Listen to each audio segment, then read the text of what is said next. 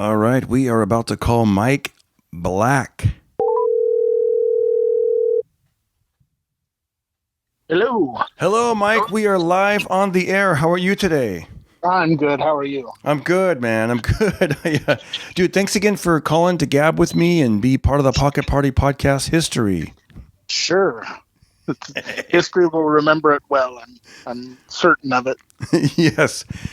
I had a little problem with the Fraser Smith podcast. It seemed to be saying write error on my SD card. So today I went down to Target and we got a new one. And then I actually had a backup one.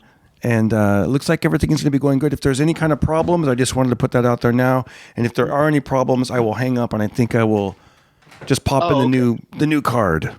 Well, that might have been Fraser messing with you. He is a world-class hacker. A lot of people don't know. Yeah. And he's probably from the world of radio. He doesn't want this podcast, inching in on his territory. Oh yeah, buddy, I hacked it, the whole thing. Oh yeah, buddy. I was a reverse spy. I act like I'm Darren's podcast guest, but I'm really in there, backwards engineering it. Buddy, I tell you, I deleted 10 minutes of that podcast just for the fun of it. I reversed engineer. Hey, you got a pretty good Fraser. I sure do. Thank you, buddy. And then snaps. Proud to be here. Proud to be here. All of a sudden, he's turning into a Southern preacher. Yeah.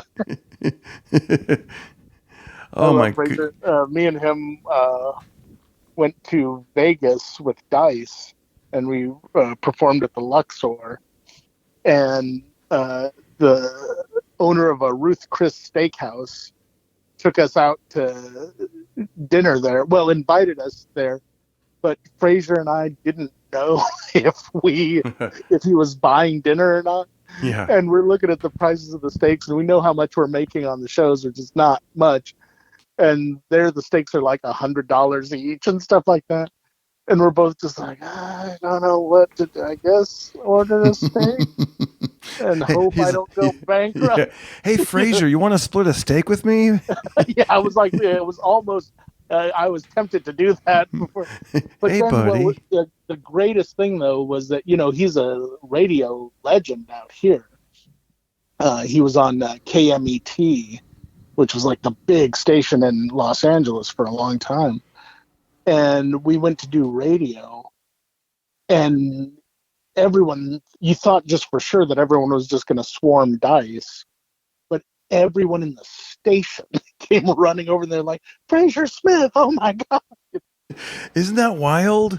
It's so wild, cool right? To see that. Yeah. It's so cool, man. I shout out to my cousin Jim out in Norwalk. He came out to Las Vegas when I played the Tropicana, and he wanted to see both me and Fraser, and he brought out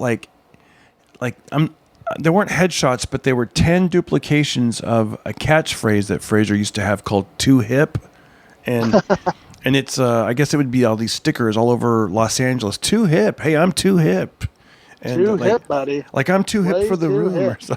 Yeah, and so and Fraser was nice. Man, he was great. Like he had dinner with my cousin and I, and then he signed all the stuff, and we gave my cousin VIP tickets, and it was just a cool moment. You know what I mean? Like a cool memory. Like I told Fraser, as an Elvis fan, you should probably know that the Quantum Leap episode where he leaps into Elvis. No, tell us. I am a huge Elvis fan. Tell us all about it.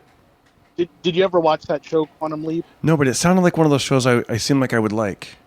I think you would get a kick out of it. He goes to different dimensions.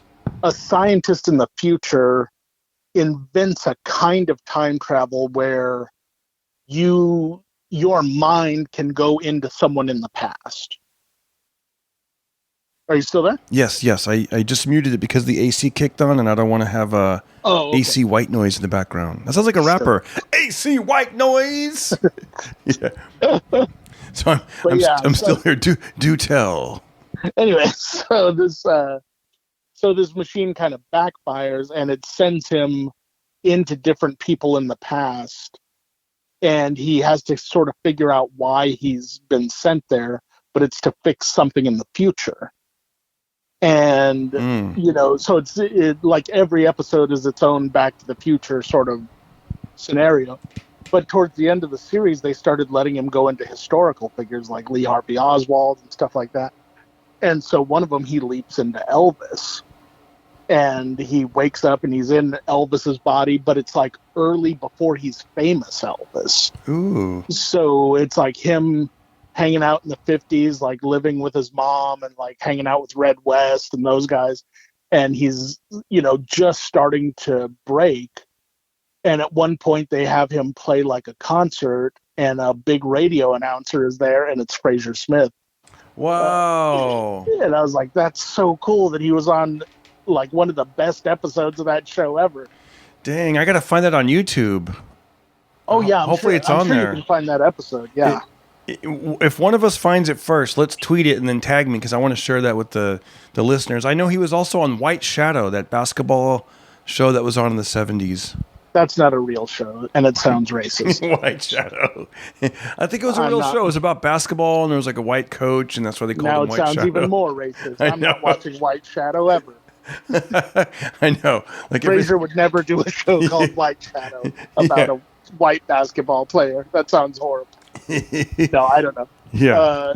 He probably was, and I'm sure. They're like, canceled. He's like, but I was hired to play the part. Who cares? You played it. You didn't have to choose to say yes. I was an extra. I was an extra. I know. I think someone actually did get in trouble for doing something, and I'm like, that was scripted.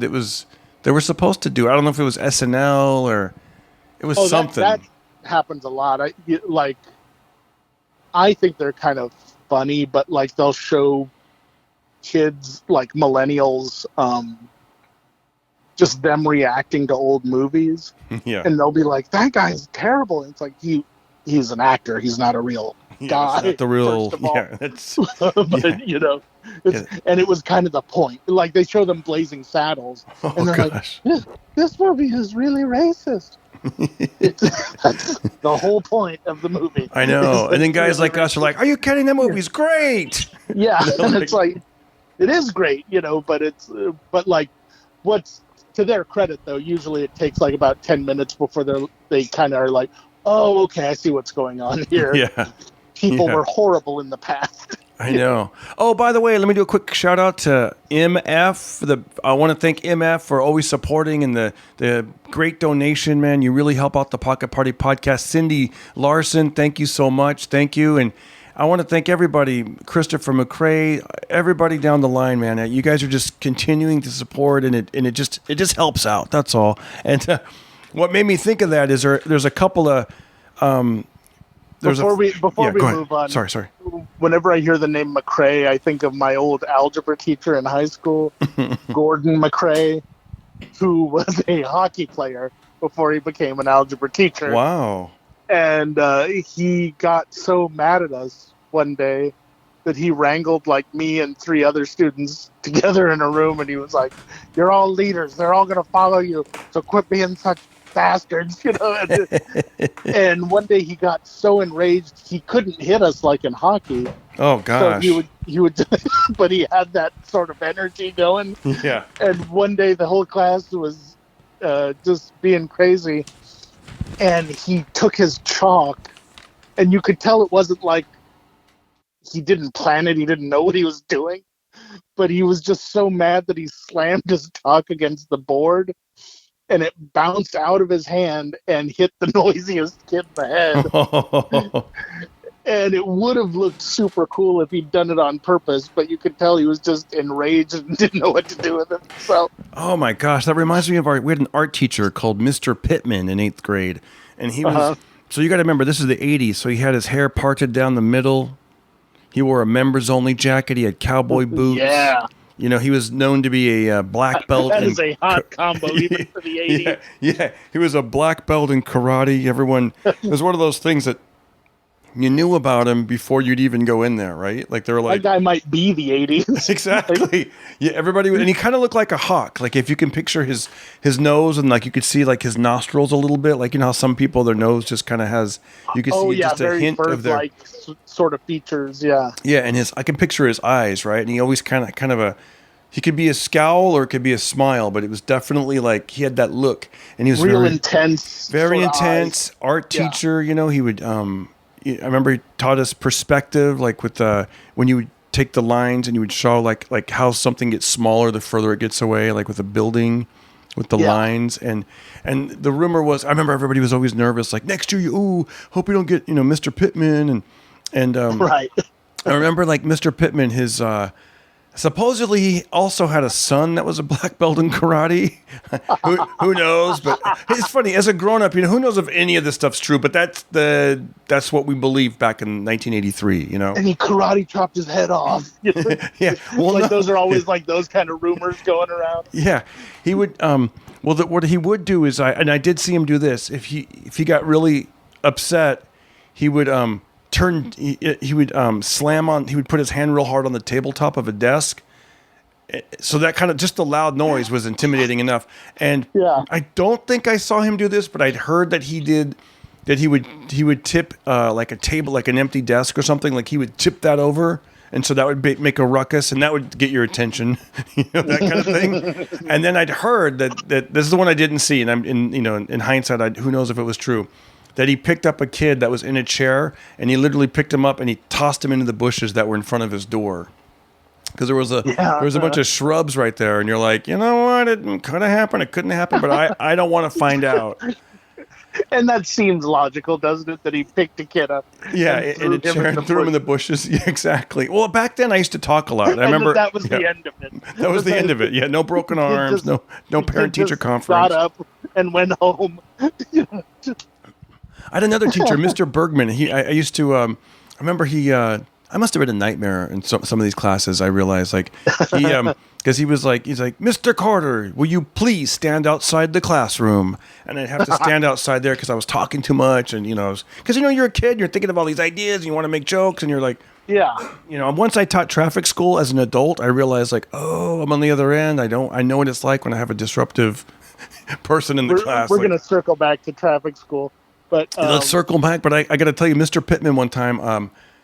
So he would, and I remember one time he threatened this one kid. He's like, oh, you think you're a tough guy? He goes, well, but he was very mellow. He's like, and he just kept drawing, and he's like, I'm a black belt in karate, and so is my son. So is my son. And he just kept drawing, and he's drawing, and then he kind of goes, so if you want to meet us here Saturday, keeps drawing, in the parking lot, 12 noon. My son would really like to meet you. And that was pretty much it. I was just like, damn. Did you go to the parking lot? No, it wasn't to me. It was to somebody else. And then he also made a job offer. He said that somebody wanted to hire him to detail a car, but detailing is very easy. Anybody could do it. And it paid X amount of dollars. And even though it was a horrible drawing, I remember I go home to my parents and I was like, hey, can I could make $200 if I go detail a car. And they were like, are you crazy? Like, that's someone's personal property and you can't even barely get your name out, like, on a piece of paper. Like, that's code for drugs, son. Yeah, detail a car. He made it sound like any dummy could just do it. Like, yeah, you just take this pen and you just fill in these holes or whatever. So there's probably more to it than, I don't even know what detailing is. Oh, wait, detailing, that has nothing to do with paint, does it? Or maybe it does. Yeah, it can. Or does it mean like wash the car? It's basically like pimp my ride type stuff. Oh, well, yeah. And like some of it's cleaning, but also like customizing and stuff like that. I mean, would you trust a 13-year-old with no experience to detail your car? No. Well, my car, I wouldn't really care that much. But like, if I had a really nice car, your car, you're like, have at it, kiddo. I'm building up the community. It takes a village. You're not gonna ruin this car. Don't worry. But I remember the one thing that I did in this class. The closest I ever got was there was a bucket, right? So imagine you have a bucket full of water, and I had it by the handle, and everyone's drawing and doing their own thing, and I'm in my own world over there, and I'm like thinking to myself as I'm holding this bucket of water, I'm like, I wonder if I swing it really fast, like around my head, like super fast, will the water stay in the bucket with the gravity? Oh, no. Or will it like fly? Like, what would happen? What would happen if that happened, if I did it really fast? And so I pick the bucket up, and I'm holding it, and I make sure that I'm not going to hit anybody, and I'm in my own world. And I started doing it, and guess what? The water stayed in the bucket, but I did get somebody's attention. Yeah. Mr. Pittman. I looked up and he was standing there with his, I think his arms were folded, and he goes, I see what you did there. And I was like, oh, shit. But honestly, it was so nice. He didn't do anything. He didn't threaten me. I didn't even get in trouble. He's like, you were seeing if gravity would keep the water in there. And it did. And then he just kind of walked away. And I'm like, oh, cool. Like, I was like, ooh, I touched a bullet. Mr. Pittman might not have been a teacher. I know, exactly. He might have choked out your real teacher Yeah, at the beginning of the year. How do you like the show so far? Pretty good, right? By the way, here I am acting with John Travolta in the movie Be Cool. Check it out. If you like this show and you want to show your support, every little bit helps. Go to DarrenCarter.com. I'm on PayPal or Venmo at Darren Carter Comic on Venmo. Also, I'm available on Cameo and also Jemmy. All right, let's get back into the show. Oh, don't forget to like, subscribe, and share. I was happy that he didn't, because I mean, there was another time that I remember one time we had a substitute teacher, and I wanted to see what it was. Gosh, I look back at some of the dumb shit I did. I wanted to see if I could scream, but with my mouth shut, if the noise would still be loud. So I remember, like, I was sitting there going, like that. And then he just looked up at me. What the hell is the matter with you? Yeah, and I was like, oh, you heard that? And he's like, yes. Everyone heard it. Yeah, I might have been like 10 or 11. I don't know how old I was. I was a kid, though. I was young, and I was old enough to know, like, you probably shouldn't do that, but I was young enough to be like, does sound escape if your mouth is shut, or is it only when you open your mouth? And you know. What a nut. I know, but I look at my own son now, and I'm like, okay, I see it. You know, I see the apple doesn't fall far from the tree. I get it. You know, he's like... He's just making weird noises all the time. Oh, yeah. Well, at least with him, it's musical ability. Like, he's trying to see what note it is. Like, we were listening... Today, we went into town. We're up at the farm until this weekend, but we were up at the farm, and I drove him into town to do a couple things, and I got a... So we're listening to this 90s channel, and John Popper came on the radio. Remember John Popper? I forget the name of the group. I do. The Blues Travelers. Yeah. Yeah.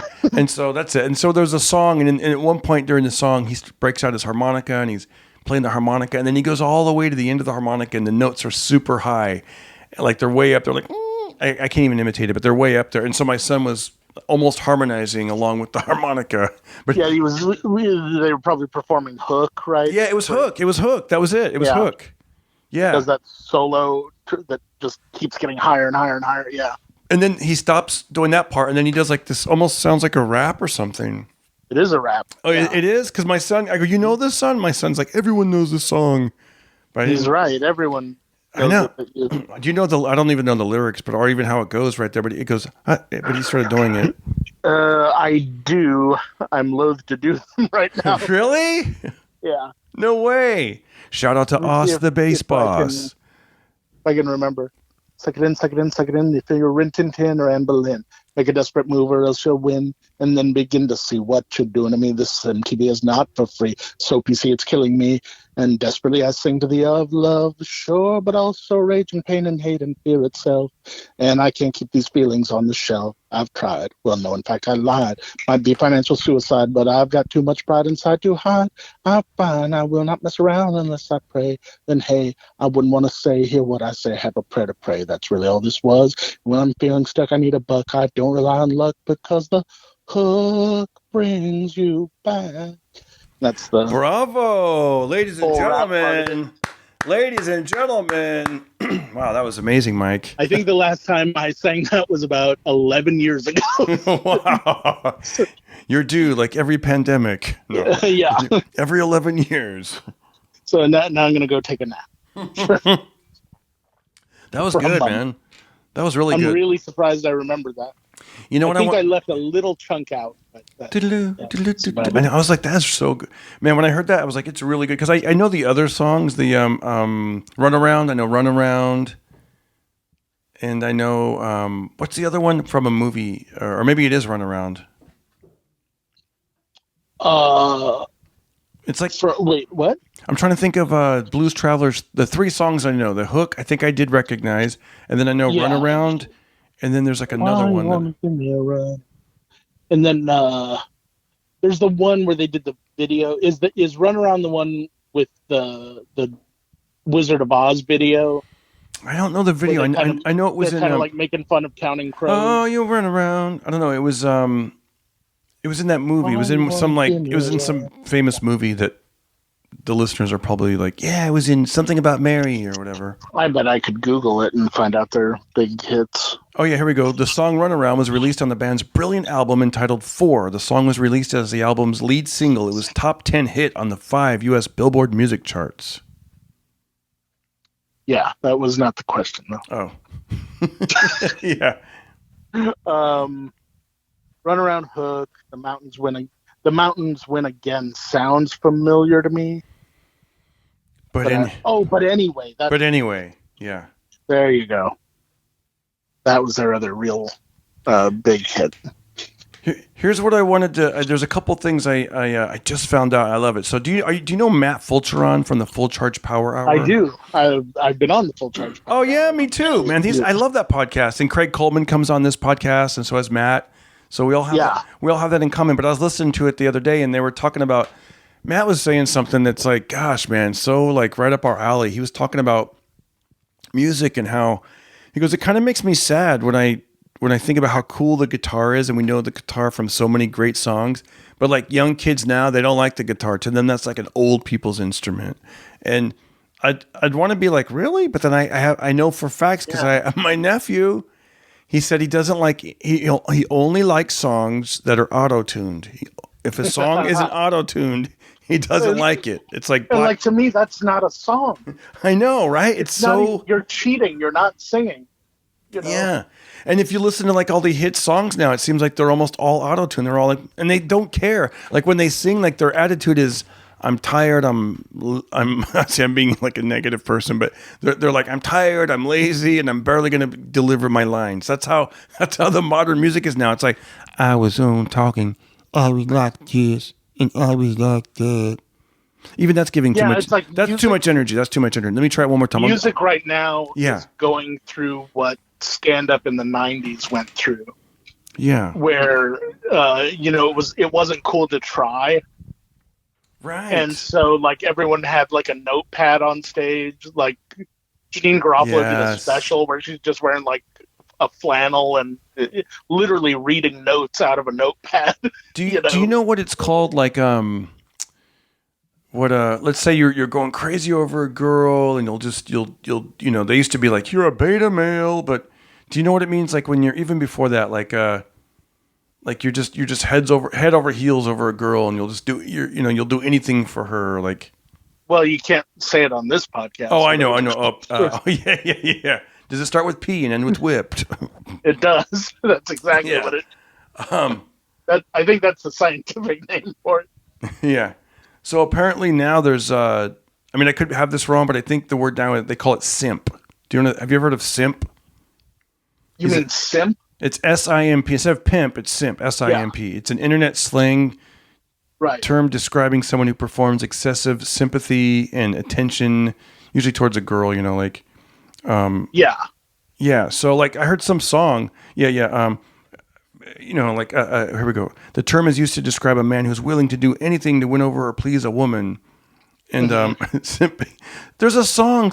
This guy's bragging about being a simp. Like he's like, I'm an SIMP. I'm an SIMP. It's like auto-tune. SIMP. It sounds like droopy. Yeah, exactly. I don't. Yeah. What's funny is like you list off all those characteristics, and like 30 years ago, that guy wasn't called a simp; he was called a gentleman. Yeah, a gentleman. Yeah, I'm a gentleman. And I mean, the definition is like the label is about the same gentleman. It's the same sort of connotation to it, but. When I was a little kid, if someone was called a gentleman, that was a compliment. And now it's just like, oh, that sucks. That's about the last thing you want to be. Yeah. There's a, okay, so I brought this up because, Matt was talking about guitar, and then they were talking about, he goes, here's a little trick The he used. guitar is the Oh, gentleman's instrument. exactly. Yeah. He goes, here's a trick I used to do. And he goes, "So nowadays it's called a life hack. Life hack." And he goes, and I don't even know if it would work anymore, but they were talking about jukeboxes. And when the jukebox would actually have a CD in there, he said Uh, he would choose Nirvana, and there was the album Nevermind. The very last track is called Something in the Way. And yeah. at the very end, there's a hidden track. So it's all track 12. Very end, it's called Endless Nameless. But apparently, after that, you hear the Something in the Way. There's like a 10-minute silent gap before the next Oh, so yeah, thing the pops in. bonus track. So he said it was great because you'd be at a bar or something, and if you just wanted to talk, you'd pick that song, and there'd be like 3 minutes of music, and then 10, 11 minutes of just silence. Yeah. And people are like, "What's going on? What's going on?" So they'd be cranking up the jukebox. I don't understand what's going.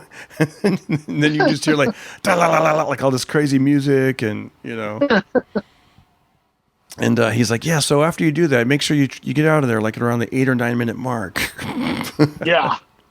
And just when he talked about that, I thought of like jukeboxes and how things have changed, and now they're bringing the jukebox back, I believe, with like different. I don't know if you've seen the modern ones where you can just like it's almost like your own personal like iPod or something.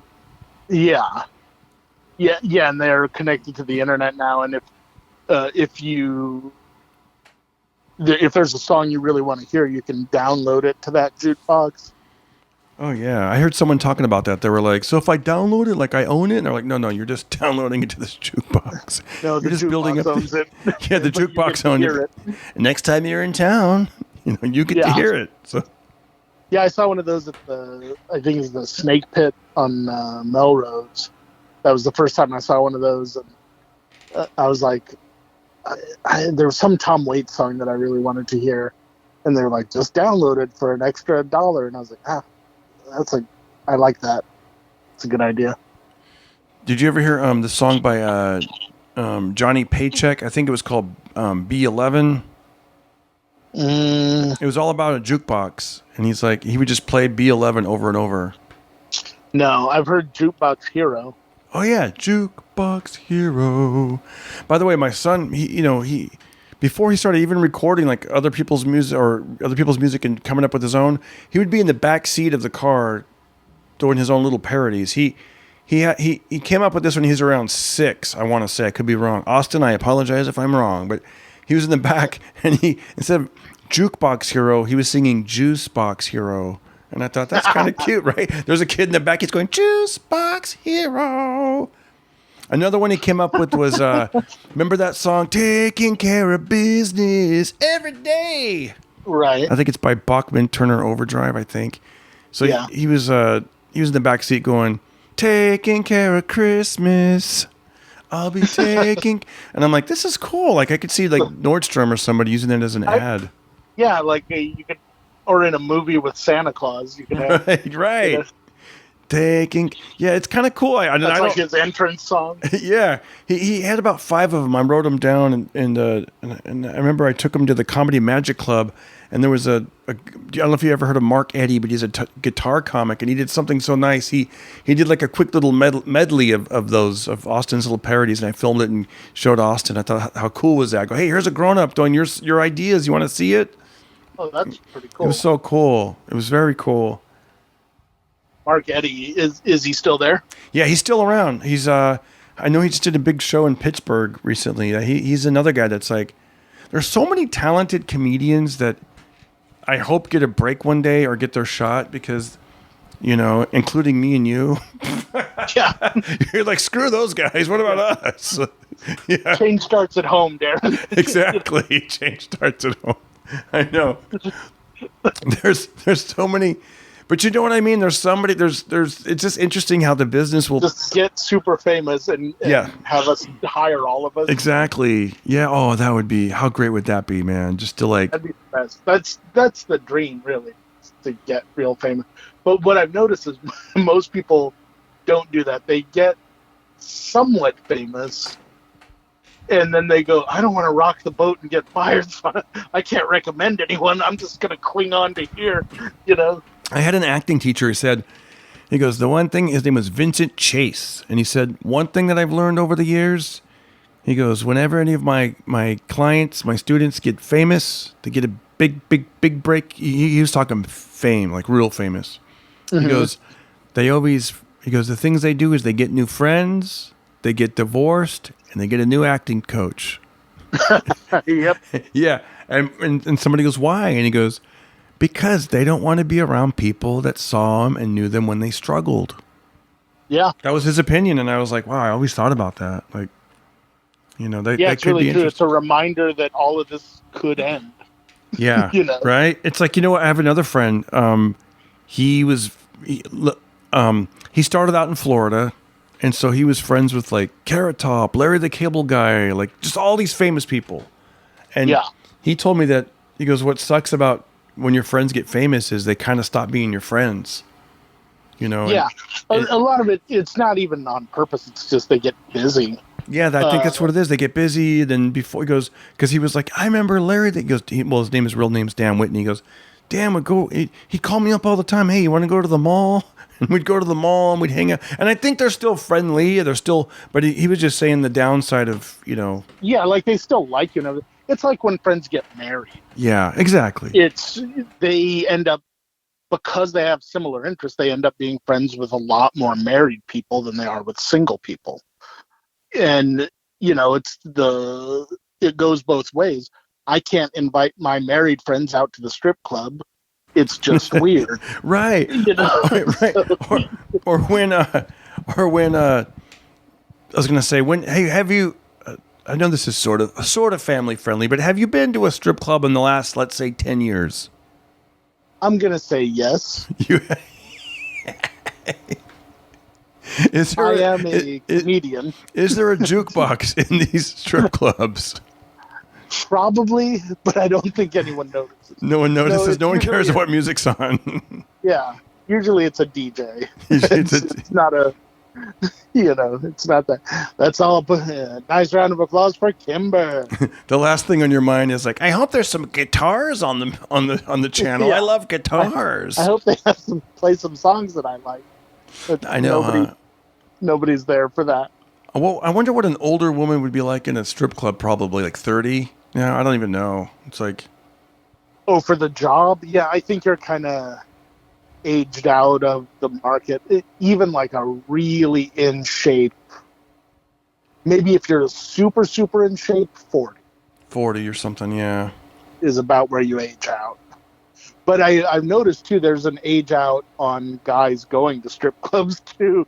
Oh, really? Yeah, it's like, if I would say it's a little older, it's like 55, somewhere around there. But after that, it's just weird. It's just weird. Like, it's just a guy who's, yeah. Like, the dancers don't pay any attention to them. Nobody brings them drinks or anything like that. You know what? It's just kind of sad. There's a new comedy club near Norwalk. It's in Bellflower, and I'm going to play it for the first time. July 2nd. It's a soft opening. I like my women like I like my comedy clubs with a soft opening. This one may not be a family-friendly one. I know. I was almost going to tweet that one. I thought, nah, not in today's age. You know, my jokes are meant for podcast and for the stage, not for the. In writing, it looks like a guilt admission. And how do you like your women?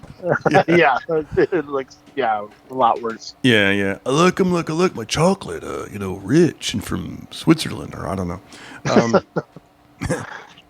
With full of peanut butter. Yeah, covered in peanut butter and nuts. Hey-o.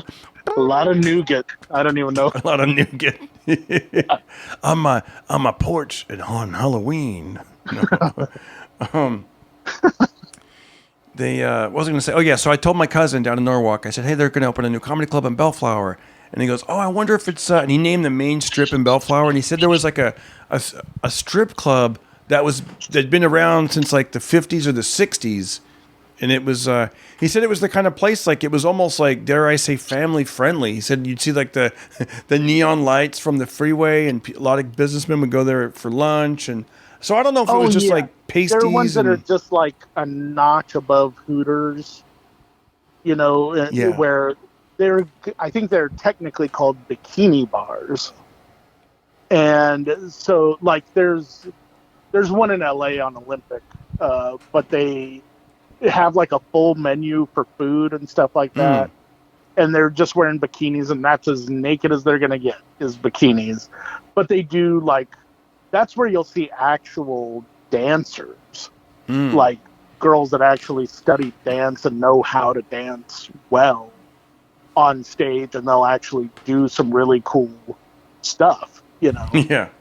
But it's like most of the other clubs, dancing is not a priority.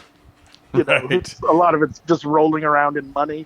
Look how good of a dancer I am. Yeah, they're just like, Yeah, man. yeah. I remember. I remember I did comedy at a place in Fresno starting out, and it was called Bogey's Nightclub in downtown Fresno. Bogies, and after our comedy show there was I don't know what it was. I don't know if it was a strip club or I don't know what it was. It was like basically they had like if I remember correctly, they had a sheet on stage, and then the woman would go.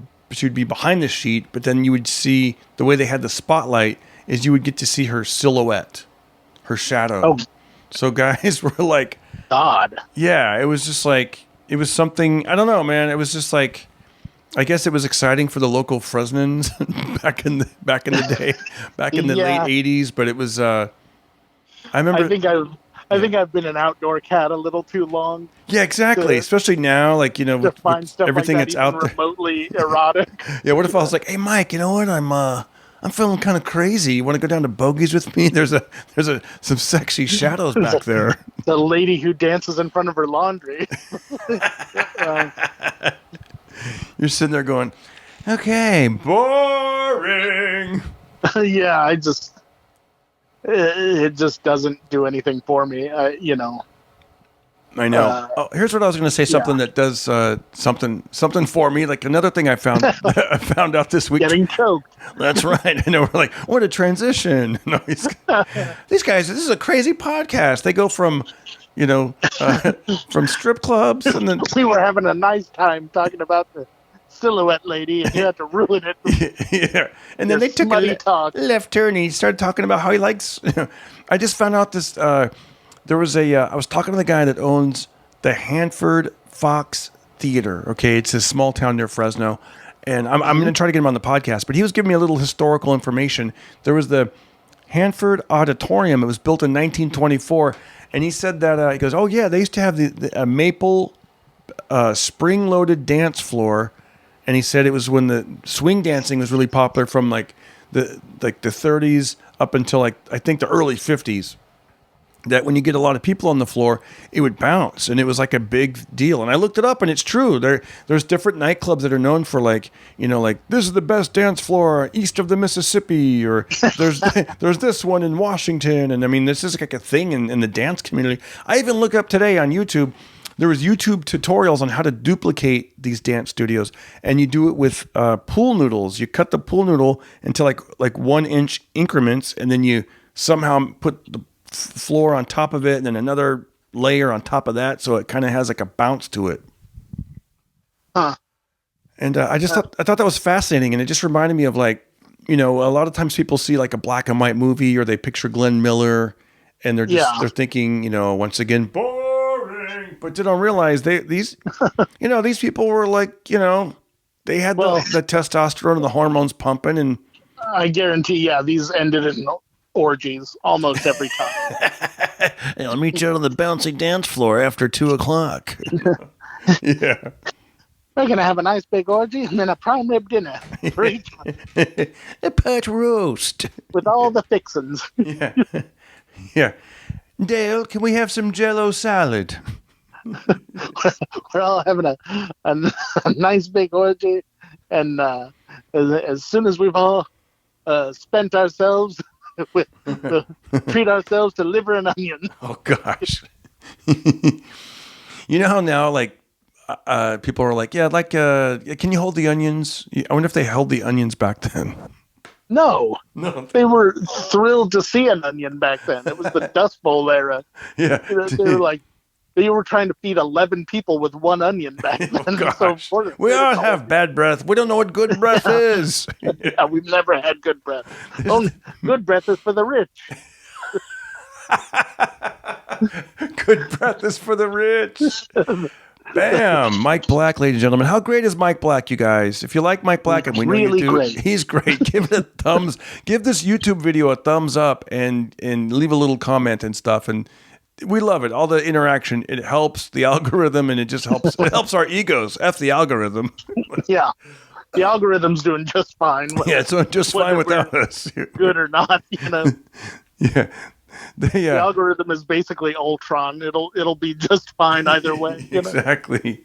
So I Googled, like, I was looking up old people food, you know, and if you got to phrase it just right, otherwise it'll say like pudding and just stuff, you know. Yeah. And so I looked up like what dishes were popular in the 40s, and there were some things I'm not even familiar with. Like, have you ever heard of Lord Woolton pie? Woolton pie. I've never heard of it. Molten, like no, Woolton is in West Side. Okay, I'll break it down for you. To me, it sounds like chicken pot pie, but here's what it says. It says it's a pastry dish of vegetables popular in Britain during the Second World War, when rationing and shortages made other dishes hard to prepare. Okay. The Daily Beast has dubbed it the pie that won World War II. It was also known as a weapon of mass nutrition that defeated the Nazis. While some recipes varied, it was basically a blend of turnips, carrots, cauliflower, and oatmeal. So it was basically just a vegetable pie. Yeah. Like a Hot Pocket, but with just veggies in it.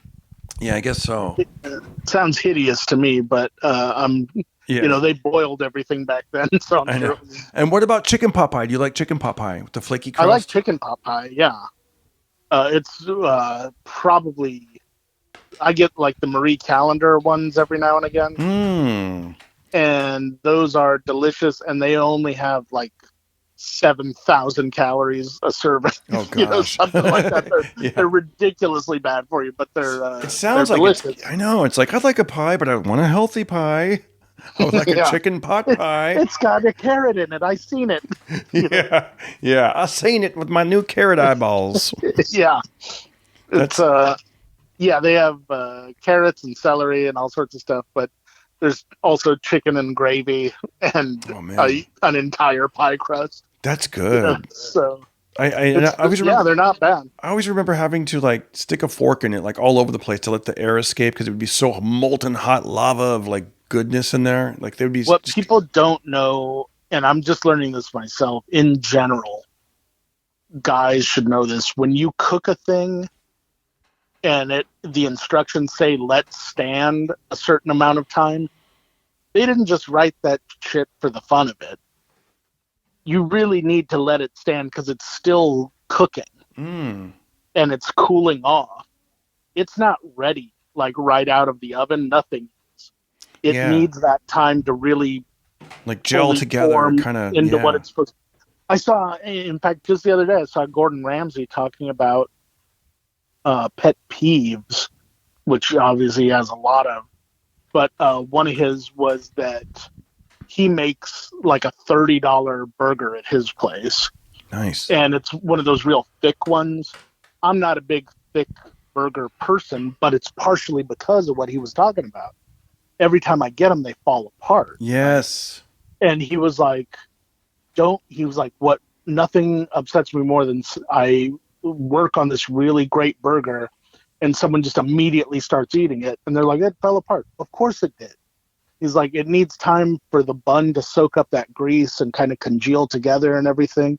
He goes, you got to give it about a minute and then it'll be ready to eat and it'll hold together really well, which I never had heard before. Right. And I've had like thick burgers all over the place and they always would fall apart on me and I'd need more napkins and stuff like that. Oh yeah. And I'd never heard anyone go, hey, just give it a minute and then eat it, you know. But then again, wouldn't they just let it wait a minute longer in the kitchen before they bring it out? They could, but they don't. That's true. You're right. They're just like, let's go. But part of it's the presentation too. It's the smoke coming off of it and stuff like that. Yeah. And if they said give it a minute, that would only enhance it because it's like you're like, oh, I can't eat this for another minute, and it looks amazing. Yeah. Yeah. That would make it so much better if they knew to do that. But I think a lot of people that uh, work in food service don't know that either. So I don't think they're aware of it. They're just like, it's done, eat it. Go for it. I know. I learned a trick from our frequent guest, Brian Holtzman. He said whenever he orders a hamburger or a cheeseburger, he has him cut it in half. And I'm telling you, it's changed my life. I have him cut it in half.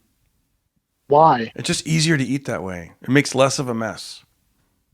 Were you having real difficulty with round hamburgers? I kind of was, but I'm telling you, once you start cutting your burger, have them cut your burger in half and they present it to you that way, it's just easier to eat. There's no going back. It's not easier to eat at all. I disagree. We'll do a video on it and we'll see who makes more of a mess. You get that first bite. Yes. Right? Yes. After that, it's the exact same as a burger that's been cut in half. Yeah. You just eat one of the edges and then eat the other edge, and so on and so on. What do you think? You're done. I got a question for you. What do you think of Wendy's? They have the square patties. Do you like square hamburgers? That's the exact same thing as having a burger that's been cut in half. You have a corner to start on, and another corner, and you just keep making corners until you're finished. Until you're finished. Yeah, I like a good. You know what? It's not rocket science. I don't know why. Once I found out about that you can have your cheeseburger cut in half. I just like it. I don't know. It's just easier for me. It puts more of a time limit on it because you have two halves of a burger that are going to get cold faster. So far, it hasn't been a problem. But I mean, I can't. I don't always because of your ease of eating it. Exactly. I know. All right, I'm done in 5 seconds. I know exactly. I'm hungry. I got another dish for you. You ready? This one made me laugh. I was like, oh my gosh, I can't believe this is a thing. It's called a hot dog. Oh my gosh, you're very close. It's already shaped perfectly for me to eat it. It's called a potato and hot dog salad. Have you ever heard of a potato and hot dog salad? No. I haven't either. That's not a salad. That's table scraps. Apparently, this is popular in the 40s. It says this combination is a prime example of quirky foods from the 1940s. People jazzed up their potato salad and chopped hot dogs, and then they gave a good serving of protein as well. Well, duh. It says, in fact, get this. Here's the part that I was like, I got to make sure I tell Mike this. In fact, in 1939, the White House actually added hot dogs to the presidential menu. And who was the president? Roosevelt. Food manufacturers didn't package hot dogs in convenient plastic wrap until the 1940s, though. Well, but the Roosevelt thing didn't, I think, was it him who did that? That he did that because they were having England over and they wanted to show that the English people were okay and that they appreciated American things and they had them eat hot dogs? Oh, that might have been a thing. Yeah, because although didn't hot dogs come from Germany, like sausage and stuff? Well, yeah. So that'd be kind of weird. Like the Germans are cool. Like I don't know if hot dogs, bratwurst did, but I think hot dogs might have been an Americanized version of that. Do you know how much a 10-pack of hot dogs costs? Right now? Yes. $35. No. See, I hate this when my wife tells me something and I listen, but then I forget. I'm just gonna guess $10. Wait, let's find out. Wait, a pack of how many hot dogs? What? Can you Google it? Because it's hard for me to Google. Can you Google? Look up cost of 10-pack hot dogs. Yeah, but what kind of hot dogs are we getting? I don't know. Just delicious ones, plump ones, ballpark Franks. Let's go with that. Are they Kobe beef? Are they just regular? You go down to the store and you're like, I want 10 hot dogs. I'm gonna say all beef hot dogs. Because I think she said it was $10, and she said it used to be a lot cheaper. Oh my God, this isn't right. What did it say? Hang on, I'm looking at the wrong places. That never sounds good when your guest says I'm looking in the wrong places after Googling the word hot dogs, after Googling the word wiener. Let's see, shopping. $7.99. $7.99. And what kind of hot dogs are those? Incredible Beef hot dogs. I've never even heard of this brand. Yeah, let's go with something we know because it was something I definitely heard of. Hebrew Yes. Hebrew National 4807. Oh, for a 4-pack of that many of like 8 hot dogs. So My wife, she made me laugh this morning. 48 divided by 4. Oh, 350 for ballpark. For how many hot dogs though? Bonds. Hang on. I'm gonna look right now. 8 count. For some reason, I think we bought 10 hot dogs and it was $10 because I remember going, that's like it says regular $6. At Bonds. Wow, well, that's good to know. Well, she might have bought like good ones, like Nathan's or something. Yeah, like maybe that. it was Nathan. It was delicious. I know that. It was definitely like large hot dogs that were delicious. It was because even though I'm exercising all this stuff and eating my salads, and I was like, give me some more hot dogs. Like they were good. They were like, I like that it's some more. I You know. didn't just want another hot dog. You wanted a lot more. Dude, you know what? I've tried because there was a time like last summer for some reason I really got. I don't know. It just was a great combo. Nathan's famous beef family pack is $13.99. And that's 10 hot dogs? Probably. Maybe that's what we got. Because it was definitely a barbecue. Like she barbecued on Sunday and made like, we had like corn and hot dogs and sausage. It was delicious. Hamburgers. Like, if you're going to do that, you want to go all out and get the good stuff. You're not getting like the, Skinless. Ugh. The more you look into it, it sounds gross, right? Like that's why people are like, I don't want to know how the hot dog is made. I don't want to see the sausage made. But yeah, that's. My wife made me laugh this morning. She goes, you got to put that on the best of Hall of Fame. Something worst moments of. It was hilarious because I was asking you a trivia question, and as if I'm the game show host, and then I didn't, and then I'm having you Google the answer because I didn't know the answer. Oh, right. That was the one. I'm like, I go, the US Festival was held in 2 cities. And I was like, but because I'm doing this on the phone and I don't have Wi-Fi here, I'm like, can you look up the answer? I believe it's Philadelphia and Wembley Stadium, but I'm not sure because I don't know where Wembley is. It's like, this is the most low-budget game show. You're definitely the next Alex Trebek. Exactly. Oh, Jell-O salad. Oh, yeah, and then meatloaf was, of course, popular back in the day. I still like meatloaf. Basically, almost everything from that time period was like, for whatever the function was, people would just call each other and go, "What do you have at your place?" Yeah. I have a half a cob of corn. Yeah. Oh, well, I have a tea bag that I only used once. And a lot of times, back in the 50s, they would add sweetness to everything, right? Like, okay, here's some yams, but let's put a layer of marshmallows on top of it. Yeah, because it was all they had. Yeah, they're like, let's mix these two. Like, it's the bathtub gin way of cooking, Oh, yeah. We'll just put together whatever the hell we've got. And let's do a rapid fire round. We'll go back and forth. You name a fast food restaurant, and I'll tell you my favorite item off of the menu. Oh, that sounds like a lot of fun. All right. In-N-Out Burger. Double. Sometimes a triple. Burger King. Probably the Whopper. Wendy's. One of them square burgers. I don't go there that often. Or the chili. The chili if I'm feeling healthy. Why are we doing this? I don't know. Give me 2 more. Hooters. I don't. My friend used to work at Hooters. Shout out to Toogie, and I actually didn't like it, to be honest with you. It was like Toogie. Remember Toogie? Did you know Toogie? I think so. Toogie Jackson. What? He had dreadlocks. Yeah. He was hilarious. Toogie. So he took you to Hooters, and you hate. He'd always pop in. Hey, come by Hooters and hang out. And so I remember trying to go there and write jokes because I was like, I'll go there and write, and then like. I'm like, you're not getting any right. Exactly. Listen, if Hooters wants to sponsor us, go for it. But I remember one time I went to a Hooters in Sacramento. I was meeting up with a buddy of mine. You know a comedian named BT? I don't know if you know BT. He lives in Indiana. Shout out to BT. But nope. He's like, hey, can we meet at the whatever? It was by the Red Roof Inn. I remember that because the police were about to bust in this guy's door. one of the guy staying at the Red Roof Inn. But when we watched it all from our table, but.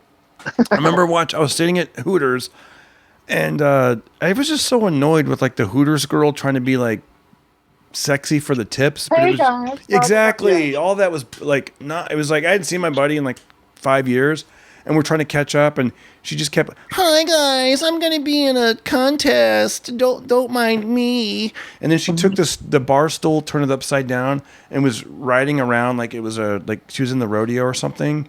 Like she was like on a bronco. She's like, "Oh, never mind me, guys." And we're just like, man, she's annoying. Like, Jesus. and then my buddy, he asked for some ranch. She goes, "Would you want some ranch dressing?" And then at the end, it was like they charged like $2.99 per cup of ranch. I was just the whole thing was like, oh man, this Yeah. isn't what we're. I'm here to just to hang out and But my Yeah, buddy it's like, wanted his passport stamped. yeah, it got scummier. Most of them are out of business now, but as they got older, they got worse, Yeah, they And my favorite thing they used to do, which always made me laugh, was the waitress and the other waitresses would come by your table and autograph a paper towel for you yeah, like you're that gonna. nobody asked for. Nobody Yeah. wanted this What are you going to do done. with it? You're going to go home and Yeah, do something with that paper towel? Like, oh, yeah, yeah, signatures. Ooh, I've got an autograph for yeah. you. So, Ooh. yeah, Exactly. just the whole thing was upsetting.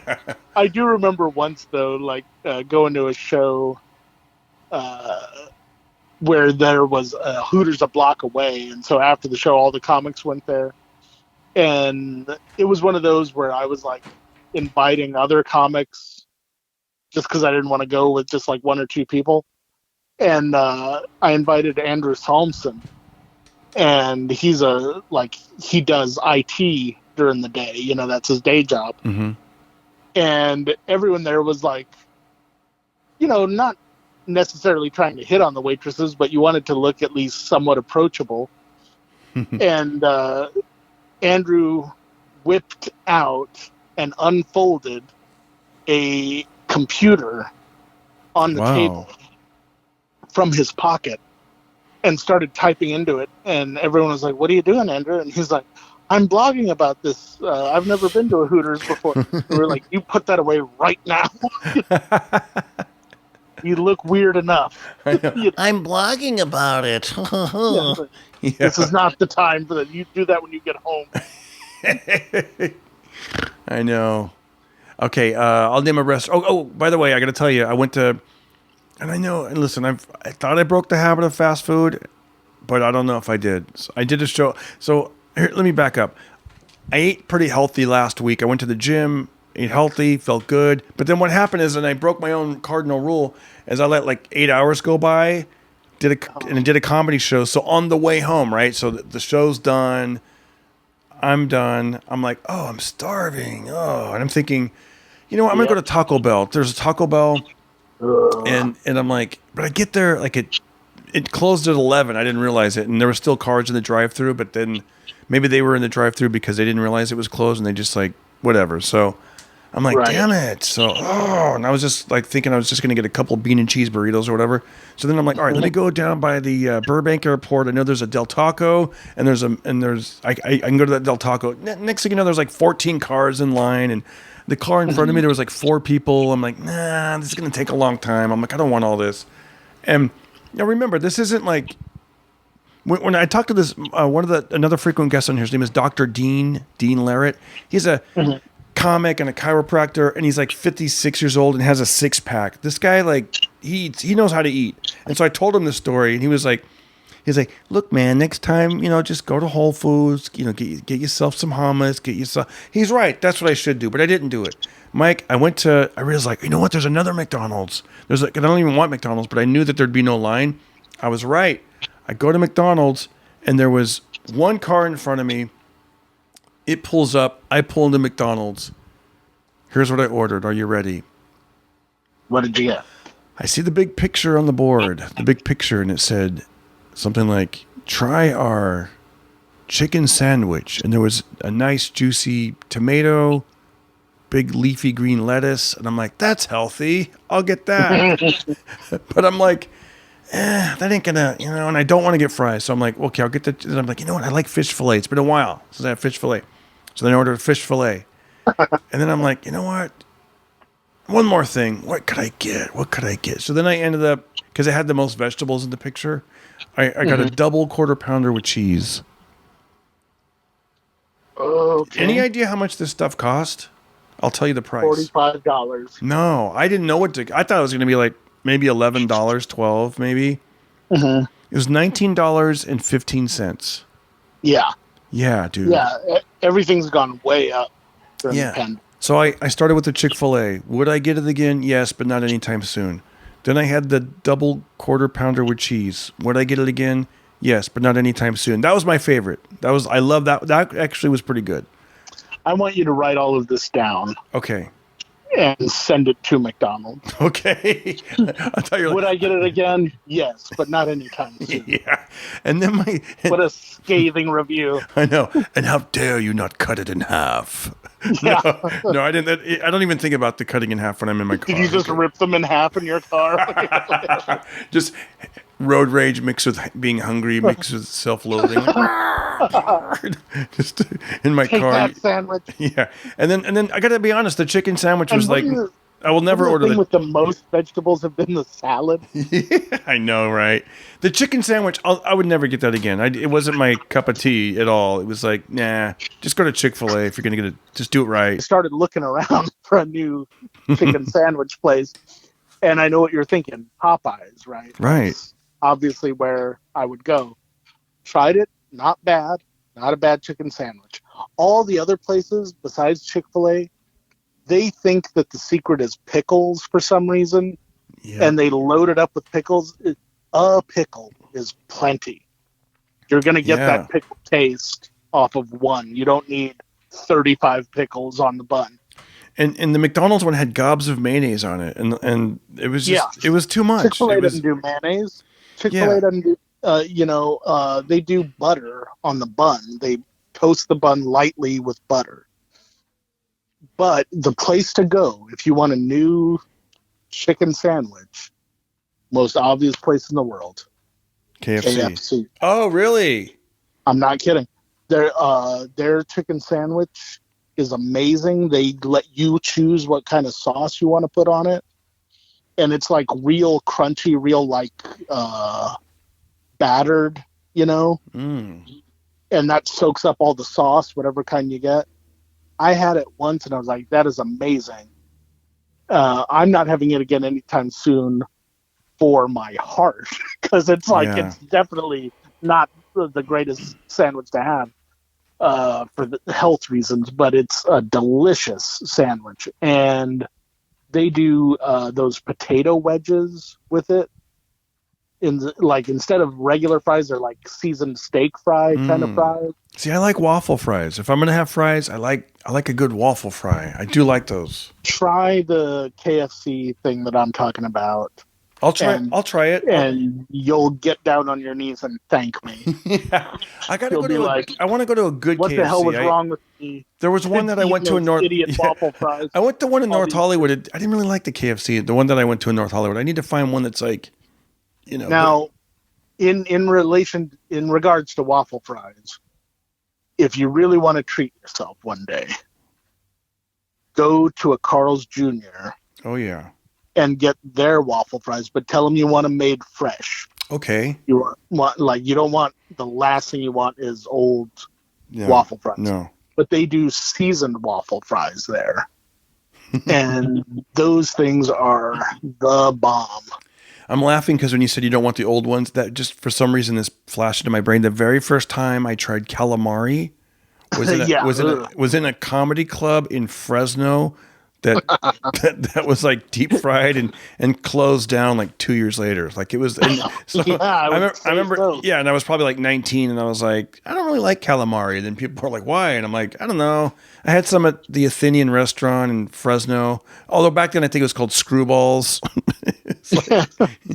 And it took me until I was 30 years old before I tried it again. I'm like, oh, what I had wasn't even near calamari. I don't know what the hell I was eating. No. It was like onion rings. Calamari to me, I haven't had a lot of it, but it tastes like licorice. Yeah, it was not my thing, but I think it's because I had that first, that was my first entryway into calamari. But That's about it, Mike. I want to thank you so much for being on the Pocket Party podcast. You're great. Thanks for having me. I have so many more topics that we didn't even cover, and I want to get to them next time. And it'll be great to see you in person, man. I think things are opening up more, and I'm going to be doing some shows in LA and the surrounding areas. Let's do that. We'll go get one of those Weirdos pizzas or something like that. All right. What's a Weirdos pizza? It's in the valley. They're over near the Haha. Oh, really? It's called Weirdos Pizza? And then you just meet in a parking lot and someone brings you a pizza really? Magically. That's cool. Yeah, and they're really good pizza. Go on their Instagram. But it's spelled Weirdo like Dough. That's clever. But check out their Instagram to see what their pizzas look like. They're amazing looking. Weirdos Pizza. Not a sponsor. Never heard of them until now. Yeah. I don't get anything for saying that. You know what? Manscaped reached out to me to be a sponsor, but I was thinking, I think I have to have 10 people that punch the code in before I even get any kind of kickback. And I'm like, I don't know if I have 10 hairy listeners that would purchase this thing. So, and I wouldn't want to bug the audience with plugging Manscaped every week. So you've already said it 5 times. Well, this is just me kind of fishing, seeing hey, if anybody, but I don't think I'm going to do it because it's you know what I mean? I could, but I don't know. Yeah. Well, you definitely have the right attitude for it. So yeah, exactly. Either way. I know, right? Yeah. Anyways, these are business decisions I've got to make. I miss 100% of my shots. Exactly. I know. Guys, let me know if I do get them as a sponsor, if I do go forward, because the guy keeps bugging me. It's funny. At first I was like, sure. And then he was like, okay, but just so you know, you have 10 of your listeners. I was like, I don't know. And I said, they have to, 10 listeners have to buy the product? I think 10 listeners have to buy it, and then they punch in a code and they get it 20% off or something. But, and he was like, and I'll send you boxers and a t-shirt. And I'm like, I'm not that interested. I don't know. We'll see. You're saying you could get free boxers and a t-shirt and you're not interested? Well, I don't know. What the hell's the matter with you? I don't know. Because I also don't know if it's a scam. I'm like, is this some random person I work for Manscaped? And why would anyone say that they work for Manscaped if they didn't? I don't know. See, that's the thing. I'm not really, you never get those messages and you don't know if it's a scam or not, and you just assume it's a scam. Yeah. Yeah. Although I did follow through with Cameo once, and I am on Cameo, and that actually works. You've heard? I don't know if you've heard of Cameo, but the first not the singer. No, the first time they messaged me, and they're like, "Do you want to do Cameo? These other people have done it," and then basically it's people can. In fact, guys, do it right now. I charge rock bottom prices. You do personal video shout outs to people, and it's fun, man. I've done for people's birthdays, for graduations, and Wait, where do fat guys fit in? You could be on there, comedian Mike Black, and you'd be like, "Hey, everybody!" No. You said for fat guys, I do it right now. For fat guys, I did. No, it's probably sounded like I said that. Oh wait, I think I know what happened. I think you said in fact, guys. Oh, in fact. Oh yeah. I thought you said for fat guys, do it right now, and I was like, why? What am I missing? In fact, guys, I will do it right now, dude. That reminds me. Oh my god, I worked at a radio station, and I remember asking the guy, the program director. I wanted to know, because when you're young, you wonder okay, by the time I'm 23, I want to be at this place in my life, and when I'm 27, I want to. And so I asked the program director how old he was, but the way that I phrased it, and I meant this, I should have said, if I may ask, but I said, if I can ask. And I said, how old are you if I can ask? And he goes, well, what? And I'm going to curse, guys. Here's what he thought I said. How old are you, fucking ass? And this is my boss. Weird. Yeah, dude. It was aggressive question. I know. Yeah. I was like, ooh. How old are you, you fucking ass? What? No, if I can ask, if I may ask, if I may so kindly, that's why people probably got polite, because they kept running their words together. Yeah. Did Darren I Carter love just curse me out? that he could have beaten you up and you would have had no idea what was going I know. on. I would have got smacked. Like, yeah. He really hates telling people how old he is. I know. Meanwhile, see, I'm glad you asked me because what if I was like, guys, I do cameos, so fat guys. You're like, what the? Or if you just notice this pattern of like a lot of fat guys. Yeah, they're wanting like, cameos. yeah, I don't get it, Darren. You get all pissed off at me. You're like, I know what you're doing there, Darren. You're bringing up fast food. You're asking me about pizza delivery, and then you're like name calling at the end of your show. I'm like, no, I wasn't. I was saying, what the hell are you talking about? I'm like, in fact, guys, I can do a cameo right now. Yeah, I should just pause. Have you guys ever had something awkward and weird? Leave it in the comments below on YouTube. Oh man, that reminds me of one more last joke. A story. I was at a banquet once, and I remember the waitress was the server. She was black, and I wanted coffee, and she started pouring the cream in. This is back when I used to have cream in my coffee, and she goes, Oh, no. she goes, I know. She goes, how light? She goes, how dark you want it, honey? And she put her hand next to the mug. She goes, you want it about? She goes, you want it about that dark? And I was like, and I actually was being honest. I was like, no, that's too dark. Can you?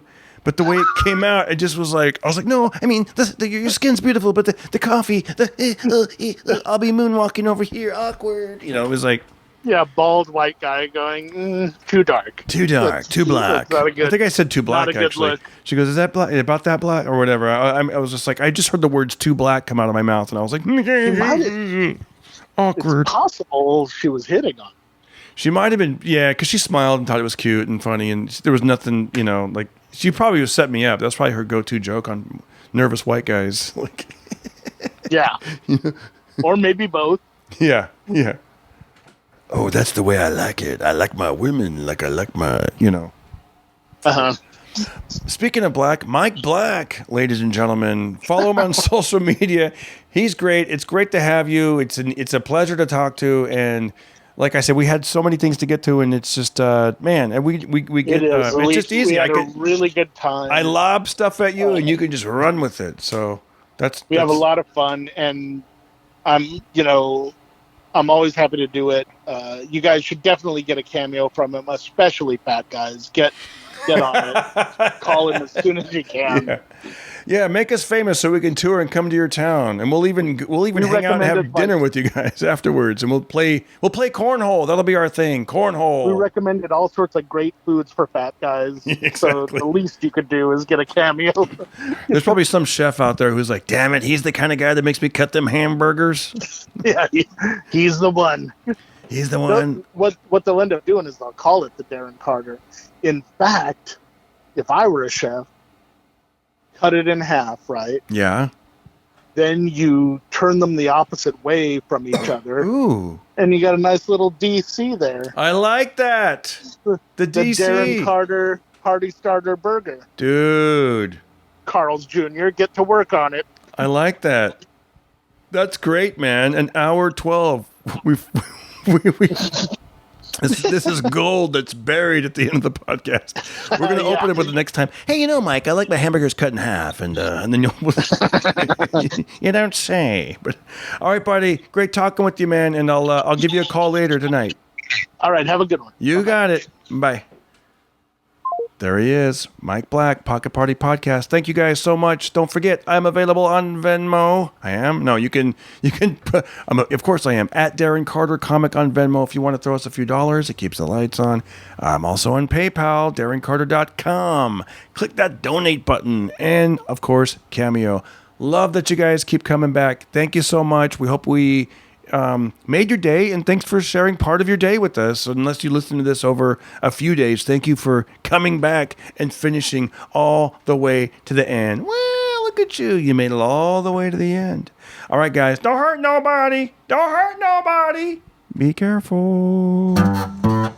Everybody listen to Darren Carter. We all know he's the party starter. So if you want to listen to a podcast for free, then listen to the Pocket Party.